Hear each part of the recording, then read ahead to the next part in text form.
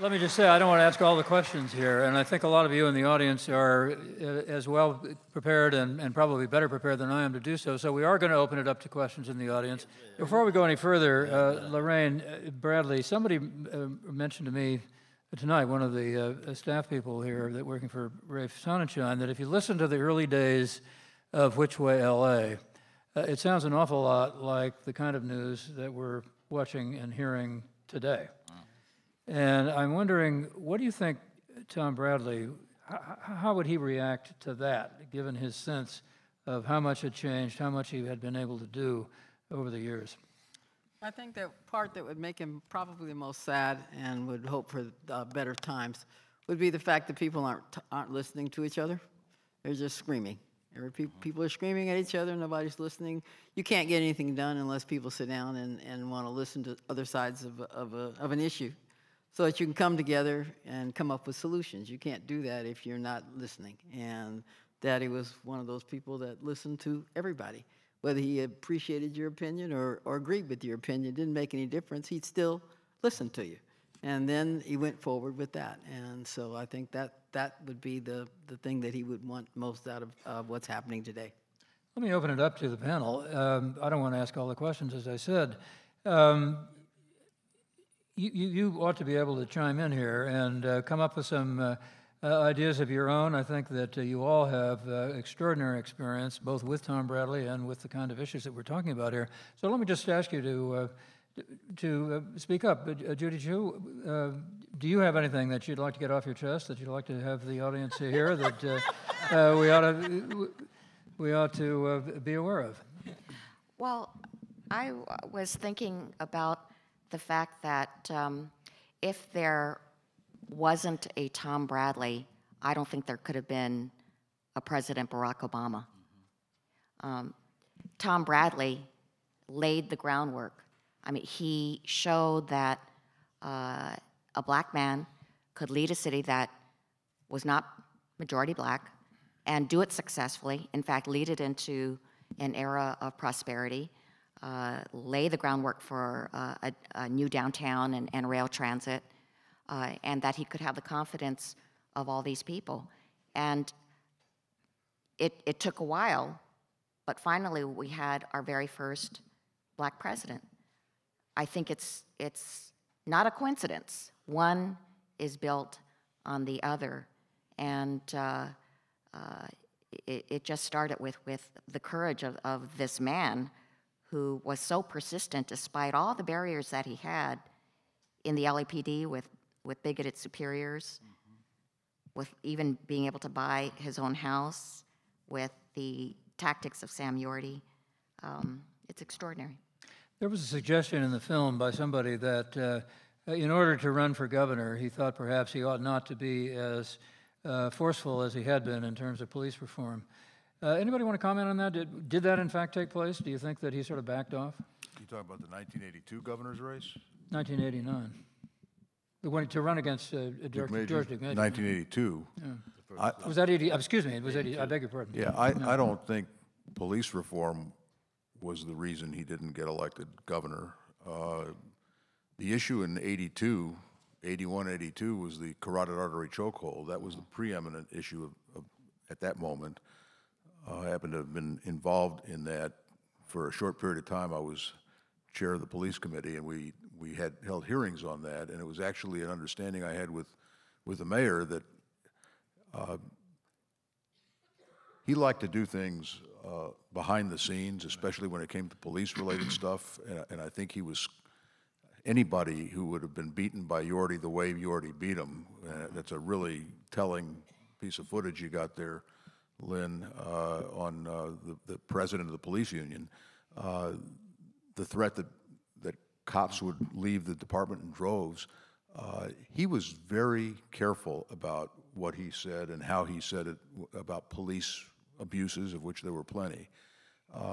So I was the heavy for 15 months, and then his police commission just did away with the carotid artery chokehold, and Tom, his fingerprints are all over it, but he wasn't the face of that issue by design. I don't think police reform was an issue for him in '82. Gun control, somebody ought to do an analysis of why he lost that race. The conventional wisdom is that, well, no question that the gun issue brought out a lot more conservative voters than otherwise might have come out. But there was also another thing that happened in that election, and that was that the African-American turnout in that election was not as high throughout the state where their African-American voters were, as were anticipated. And there's also an issue about the polling and when the polling was done, because he was 9 or 10 points ahead going into the weekend before the election. So there's a whole analysis to be done about that election, which has not been done. There's the Bradley, what do they call the Bradley factor? Yeah. Bradley effect. I'm not sure there was I don't think you can put the entire onus of his loss in that election to the Bradley effect. I think there were other things, just like you can't put Al Gore's election loss entirely on Ralph Nader. There were other factors, but it certainly was a factor in '82, but it wasn't police reform. He finally was liberated, if I can put it that way, after the Rodney King, as so many people were, to speak his mind. And I remember the speech he gave at First AME Church, which was in the film as well. And it really is interesting. Some of us who did not live in South LA and did not have our fingers sufficiently on the pulse were quite stunned by what had happened. The verdict came out about 2 in the afternoon, if my memory serves me correctly. And a member of my staff came into my office, which was right next door to the mayor's office, and said told us what the verdict was, and that there was going to be this event, this community solidarity event, a call for peace in the community at 5 o'clock or so. I was down there. I think you were there. I was. And the mayor spoke, and in the context of that crowd, which was rather intense crowd, everybody was trying to figure out this verdict. His speech did not seem overly inflammatory, but when I got out of the church and listened to the commentary, people said that on TV they were accusing the mayor of having incited the riots. Well, the riots started long before the mayor, an hour or two before the mayor spoke, so it had nothing to do with the mayor. The other thing which shocked me was John North of ABC News had asked me to come down. He was doing interviews with a bunch of elected officials. Asked me to come down to where his camera was, and it's about 6 o'clock in the evening, and his little television monitor is on the floor, and I look at it and it shows buildings burning, and I said, Mark, John, why are you showing footage of the 65 Watts riots? And he says, that's a live shot from our helicopter. Right. So while we were all sitting there, this thing had just gone haywire, and it blew up. And Tom, I think, first of all, he was in his last term. I think he knew he was in his last term, and he pulled out all the stops in the Charter Amendment F, which a lot of people were involved in that. Marvin Browdy, Cindy Misikowski is here, who staffed him on it. But Tom and his commission were the ones that were determined not to let this last opportunity go by. And in the face of the incessant opposition of Daryl Gates, he was able to prevail. And frankly, the police department is not perfect in LAPD. It's far better than it was 20 years ago, thanks to his efforts and his commissioner's efforts. I would just say that, yes, things did blow up that evening, and literally right across the street from where we were sitting on Adams and Hobart at the First African Methodist Episcopal Church, and it was an intense moment, and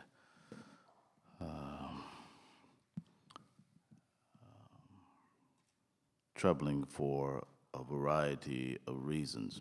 Just a couple of observations. The Coalition for Economic Survival was incensed with Tom Bradley in the late 80s about the issue of affordable housing and rent control and the like, and staged an ad hoc demonstration at the mayor's residence in Hancock Park. Sound familiar?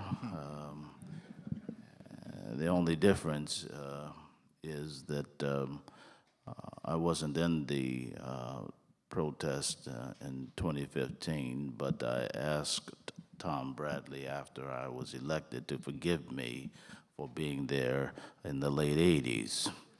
Open confession is good for the soul. And he just kind of laughed it off and kept it moving.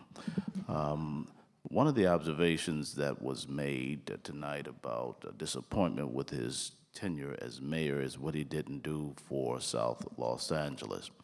One of the things that I learned as a result of having been on the council for almost 12 years is that it's not the mayor that delivers for a specific community, but it is the council members who get there and do their job and cause it to be put on the mayor's plate in a way that causes things to happen of consequence. Now, it doesn't mean that the mayor is irrelevant or inconsequential, but this is a strong council form of government.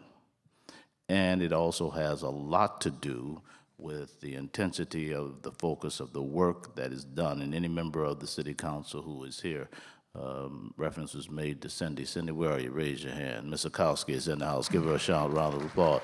All of us know that whoever the mayor might be or might have been, it is largely a function of the work of members of the council working together as well as collaborating with the mayor. It is incorrect to assume that a mayor causes things significantly to happen in a specific part of the city absent the role, the significant role of a member of the council and or the council itself. The final point that I'd like to make is that he was a tough, one anecdote will suffice. Melanie Lomax was being considered for the Department of Water and Power, and he dispatched me to round up those votes. And it was one of the most trying challenges, Olivia, that he gave me to do. And I had to hold my head as high as I could in the process, but I went to his office and said, Mr. Mayor, I can't deliver on this. And he said, why? I said, because we can't get any votes for that appointment, regretfully. Now, he loved Melanie. Part of his political DNA, her mother, Alameen Lomax, was a significant supporter of Tom Bradley's, and it was just an investment he wanted to make in the next generation. Couldn't get those votes, and he said, Mark, go back and try again. And I said, she's going up in flames. And you know what that man told me? He said, well, before you come back here again, go to the store and get 2 fire-retardant suits because I'm going down with her. And that was just his commitment. He caused that vote to happen. As I predicted, no one budged, including Tom Bradley. True story. I'll never forget it. And it said something to me about loyalty. Let's go to the audience and get some questions from you. Where would we like to start with that? Is somebody walking down over here, has a microphone, is going to hold it up? No, don't hand it to him. Oh, you hold the mic.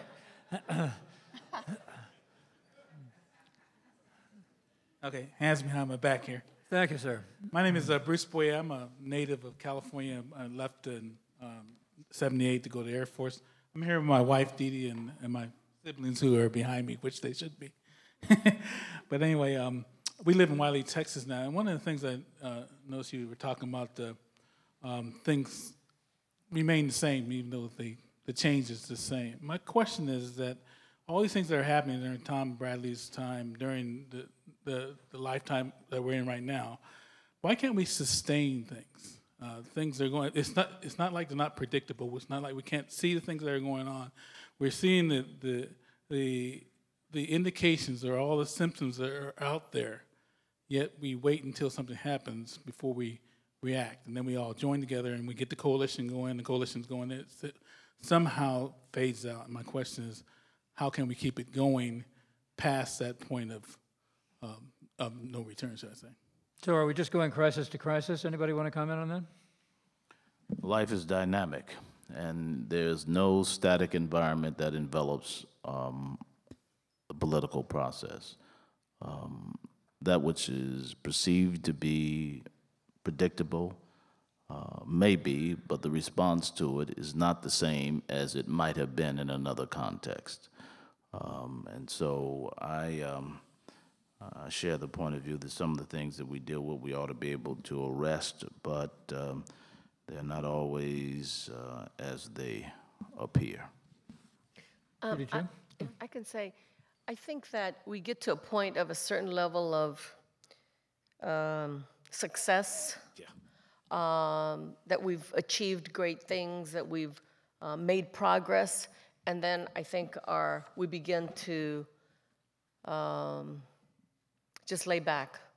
We've won. We've gotten we've gotten past certain successes. I mean, in the last this year, it's quite remarkable to think that it's the 50th anniversary of the Civil Rights, the Voting Rights Act, Medicare, Head Start, and I think there are a number of things. And yet, you have in Congress an effort to go after Head Start funding for children, and even Voting Rights Act. There's more and more states doing voter suppression than they are doing voting rights and sustaining that. But I think if we make a big mistake in saying we've reached a level of success as far as rights or economic security, and then we back off and we relax because we've reached that. I think to the degree that if we don't always keep moving forward, then we move back. There's no other way. And too many people feel you get to a comfort level and then you take it for granted. And if we're not continuously educating, activating, not just watching a movie or taking a class on it, but actually engaged in the struggle, then we really lose ground. And I think that's happened. It's happened in the labor movement, where we reached a certain level of a strong middle class, and you just take it for granted. There's no more struggle to sustain it. And what happens is we lose ground enormously. We have too much income inequality in this country because we've reached a certain point where we had a strong middle class.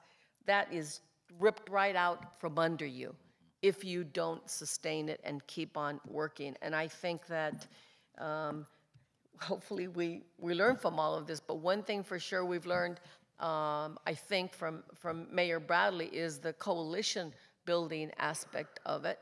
And we have to sustain it. We have to continuously look at new communities. Are they voting? We should care about every community, not just, oh, they didn't vote in the African American community. That's not I don't live there.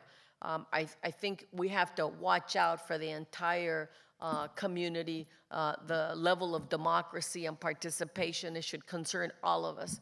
It should concern all of us when we have too many people working hard, working full time, who cannot sustain their families, who cannot support their families. So I think we have to look out for each other and the greater good and teach that and act on it. And when we don't, we slip back and then we have crisis. I think that's one of the reasons why this film is so important. Yeah. If we don't tell the story, how's the next generation going to know what it is? And the story hadn't been told. People still didn't know. And having this film brought to mind lets them know. I think it's a great example. We've been trying really hard to try to get it in the school system, and we appreciate it being viewed by here at Cal State and the other universities that contributed time and effort to make sure it was presented. But I think this is the important key right now. We have to promote, not just because it's a film about my dad, but to promote what and what he stood for, that it's important for the next generation to know, and the generations after. Maybe perhaps we'll have another Tom Bradley come up because of it.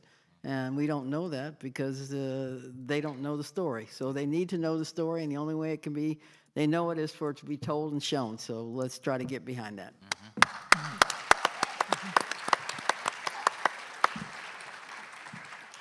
Well, I wanted to say that I think that a coalition is stronger if you build an infrastructure that continues that coalition. For instance, when I got to Congress, I was surprised at how strong the Tri-Caucus is, which is the Congressional Black Caucus, the Congressional Hispanic Caucus, and the Congressional Asian Pacific American Caucus.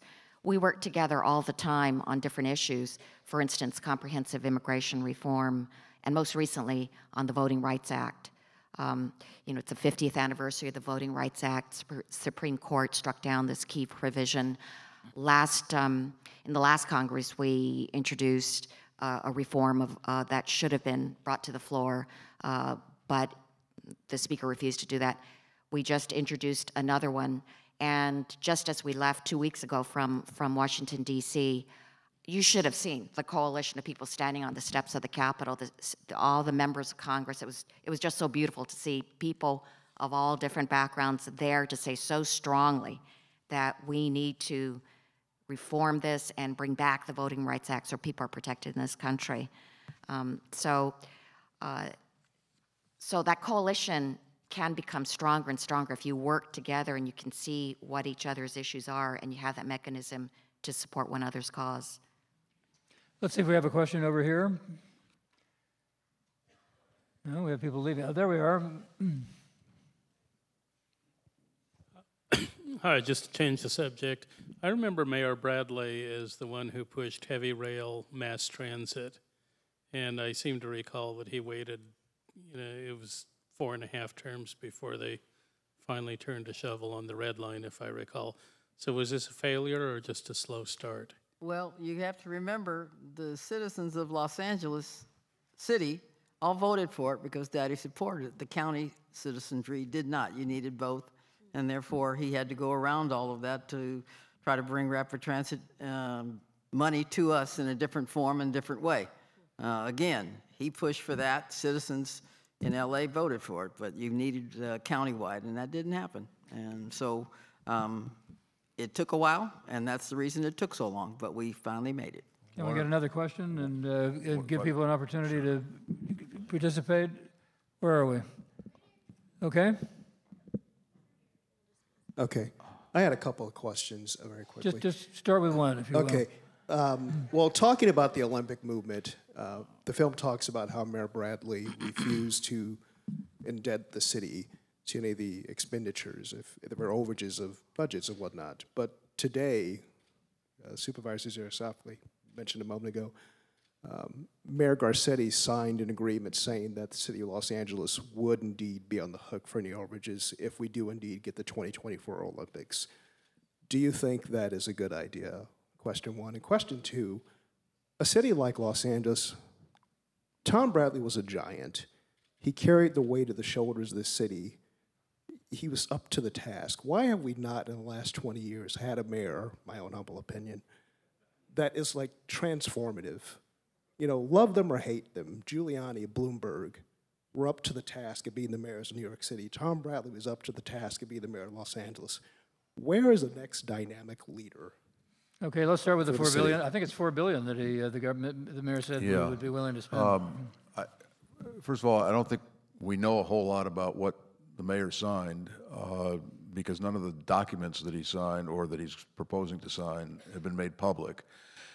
The one way, and if Anton is still here, I don't mean to cause your blood pressure to rise, but we look back at the 1984 Olympics and we remember it very fondly. It was a beautiful time. There was no traffic.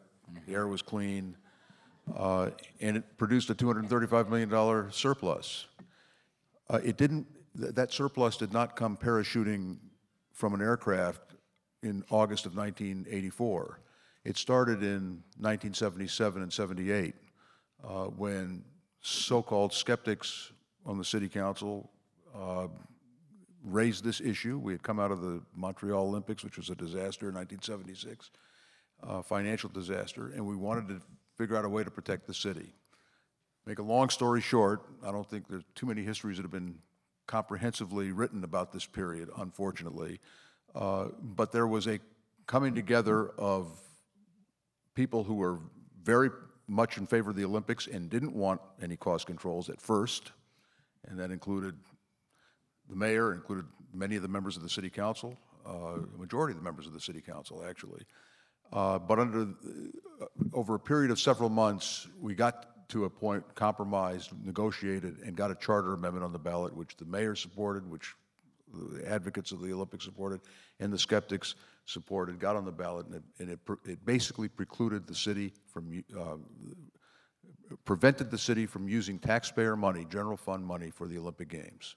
And that, my friends, is the reason we had a surplus, because from that point on, everybody who was involved in the Games, and the mayor used it to his advantage in the negotiation with Lord Killannon when he asked the city council to withdraw the bid. He didn't really expect the city council to withdraw the bid, and we never did.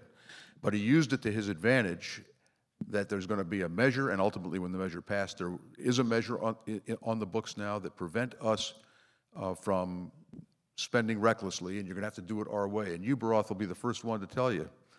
He wrote in his book, he voted for the charter amendment, and he believed that there are things that the government needs to spend money on that are far more important than sporting events, even the Olympics. So I don't know where this is going until we see I just cannot imagine an American mayor and a California mayor or a city council, because it's not the mayor who's going to have to make this decision, it's the council, I believe, for reasons that Mark indicated earlier. These kinds of decisions are made by the governing body, and that's the city council. I can't imagine that they would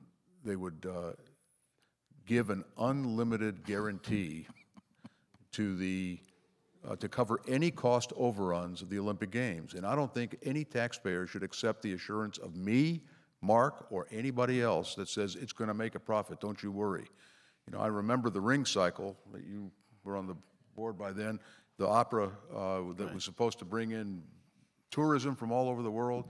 The one thing we didn't count on was the biggest recession since the Great Depression, and the thing was a bust. And the county had to end up guaranteeing a loan to the opera, which got paid back in full for $12 million. We're talking here, a $4 billion budget is what I read on the blog today, on the web tonight. $4 billion budget for the Olympics. That's today. Every budget of every Olympics has doubled or tripled from the moment they're uttered till the time it actually happens. So it's a very dangerous thing for any city to say, we're going to cover, and that's what the mayor of Boston refused to sign. That's why Boston is out. And I don't know how we do it. I really don't. And I believe there will be a charter amendment on the ballot in 2016. Somebody is going to take this on. Either the council will put it on or some coalition of people will put it on the ballot. I'd love to see the Olympics come back here, but I'm not willing to risk the city treasury to bring them here. And Tom Bradley proved once the coalition got together in '78 that you can put on an Olympics without a nickel of taxpayer money. Not a nickel of taxpayer money, and it can produce a profit. But if the city is going to bankroll, is going to be the deep pocket, then you can be sure that the people who are running those games and every sports federation that wants a stadium for their sport is going to pick our pocket, and I don't think it's worth the risk. Wait for the Yaroslavsky initiative, which will be coming along in 2016. You can see it coming, can't you? Let's see if we get one. I'm going to let you off the hook on the second question because everybody can only get one. May I just simply say one thing on the transportation matter? The Crenshaw to LAX line is in no small measure a tribute to the leadership and the legacy of Tom Bradley. It is an important, if you know Crenshaw, and practically everyone in this room does, there was a little place called the Holiday Bowl. Yeah. How many remember the Holiday Bowl? Yeah. And it was a place that was an example of the best of interracial or interethnic, multi-ethnic gathering. And all kind of discussions would go. I recall being there in the early 80s, and they were talking about Crenshaw being a candidate corridor. And the three names that loomed large in connection with that were Tom Bradley, Julian Dixon, and Henry Waxman. And so all that which is going on the Crenshaw to LAX line has to, in large measure, be attributed to the visionary leadership and understanding of Tom Bradley. You raised transportation, and I think we ought to give credit where credit is due. He laid down the tracks a quarter of a century ago. And just one other comment, which one of the things that term limits has done is made it less likely for public officials to take the long view, and because these things take a long time. Big projects take a long time from its gestation, from its inception to its birth. The fact of the matter is that Tom Bradley became mayor in 1973. In 1980, there was a sales tax approved to begin the financing of rail lines. The Blue Line was built, the Long Beach to LA Blue Line, light rail line.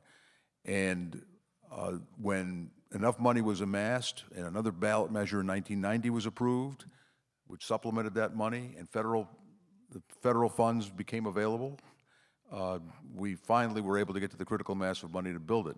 But it took almost the entire, you asked about the subway, it almost took the entire term, 5 terms of Tom Bradley to get the subway from its inception to its ribbon cutting. And there are a lot of projects that we all have been involved in that have taken years, 10, 12, 14 years to get done. That's not going to be as easy to accomplish because there's never going to be a mayor who's going to be around for 20 years or for 16 or for 12 because term limits limit it to 2 terms.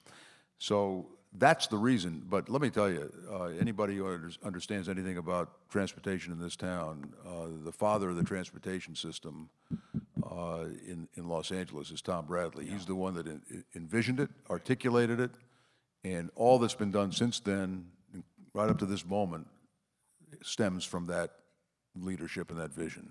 Let's see if we can get one more audience question. Over here, where are we? Okay. Go ahead. Gentleman with his hand in the air, don't give him the mic. Everybody on the panel that knows me says, hang on to the mic with both hands. I'm Al Juarez. I was a commissioner and had the pleasure of working with some of you wonderful folk up there. Something that we've mentioned, and that is the skyline changed with Tom Bradley. Clearly, all of us remember that. One part of the skyline that changed, but not to the better, was when we lost our smokestack industries in Los Angeles.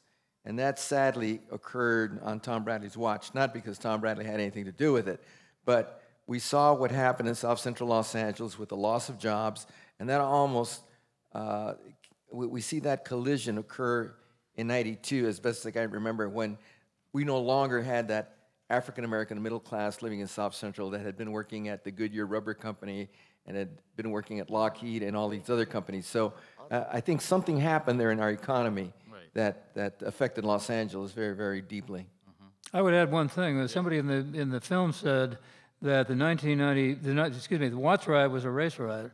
The 1992 riot was a bread riot. I've never heard it called that before, but it seemed to me that was a pretty insightful thing to say. That was Manuel Pastor who made that observation. Yeah. trained as an economist and understands those issues intimately. I do think that there are qualitative differences between 65 and 92, but there were clear commonalities, and the fundamental issue was the conflict, the long-standing conflict between the African-American community in particular and the police department. It was not LAPD in 1965, but it symbolized the conflict between law enforcement and that particular slice of the population. Those are long-standing, simmering issues that have manifested themselves anew across the length and breadth of this nation. It is unsettling, to put it mildly. So economics are clearly a factor. Maria Elena's claim about income inequality cannot be underestimated. The obvious manifestations of poverty, particularly as we see it in our own city, the uptick in homelessness cannot be denied or ignored, and these things are powerful drivers in terms of social inequalities and social maladies. And so this is in part what I was talking about in terms of the dynamics of how things move forward and then they move back. We were doing better on homelessness 4 years ago, and here we are today enveloped by a circumstance that you cannot ignore no matter where you live. And so, yes, bread versus race, but I still maintain, and not that I think there's a need for competition for intensity of social ills, but the fundamental crisis and the most vexing issue in American society is the issue of race. It is persistent, and it defined significantly Tom Bradley's tenure. And many who surrounded him in the black community were very protective of him. And this issue of the gubernatorial race and the extent to which he had to moderate his views in some respects had all to do with the matter of race, even to this very moment. And the first article was written about my tenure on the Board of Supervisors. I made it explicitly clear to an LA Times reporter, you will not reduce me to an angry black man. I think we have to leave it at that. I think this has been a wonderful panel, of course, a great movie, and I want to thank Lorraine Bradley and Judy Chu, María, Elena Durazo, Zev Yaroslavsky, Mark Ridley-Thomas, and remember Mark Ridley-Thomas, who has said today that his crowning achievement is the opening of the Martin Luther King Medical Center in Watts. Let's end with that. Thank you. Thank you for supporting the film, and continue supporting. On the back of the program that talks about outreach, the filmmakers are trying to work on that to try to get this out to as many communities as possible. Please support that. We appreciate that. A lot of respect is given to Tom Bradley by Lorraine, but she has been unrelenting in terms of making sure that her mother is celebrated, Ethel Bradley, and so in October at the Expo line, La Brea Station, that station will be named in honor of Ethel Bradley, and that's because of Lorraine.